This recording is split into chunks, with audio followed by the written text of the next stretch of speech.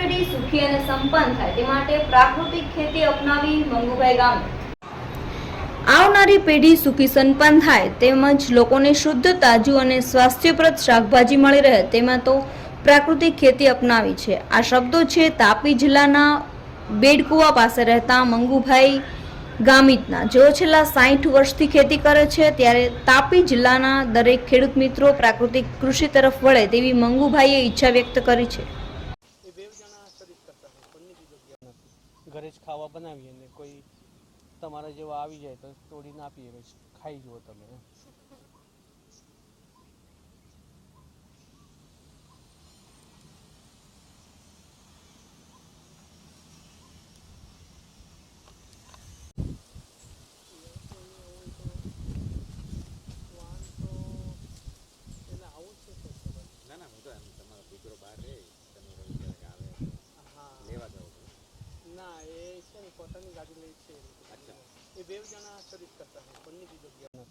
ઘરે જ ખાવા બનાવીએ ને કોઈ તમારા જેવા આવી જાય તો તોડીને આપીએ, ખાઈ જુઓ તમે।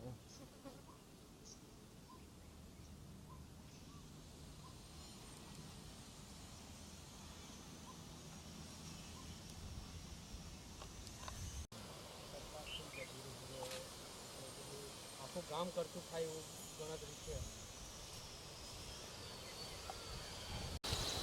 હું આત્મા પ્રોજેક્ટમાં જોડાયો પહેલાં 2015માં, અને ત્યાર પછી મને પ્રેરણા મળી કે આ પ્રાકૃતિક ખેતી કરવાનું, અને સરકારશ્રીના દેહેથી અમે આ પ્રાકૃતિક ખેતી 7-8 વર્ષથી કરીએ છીએ।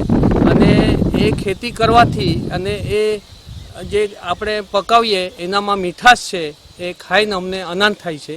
ને અમે પહેલાં જિલ્લા પંચાયતમાં વેચવા પણ જતા હતા, પણ ત્યાં અત્યારે પહોંચી નહીં વળાય અને સમયને અનુકૂળ અમને, એટલે અમે ત્યાં નથી જતા। અહીંયા જે વેચાય છે અને પોતે બી ખાઈએ અને બીજાને બી આપીએ। બીજું કે આ કરવાથી, કે આ પ્રાકૃતિક ખેતી કરવાથી આપણને ઘણા બધા ફાયદા છે। કેમ કે આપણું આ ખાવાથી જીવન શુદ્ધ થાય, એમાં કંઈક રોગ પ્રતિકાર શક્તિ વધે, અને જમીન આપણી જે છે એ અત્યારે એકદમ બર થઈ ગઈ, એ જમીન સુધરે।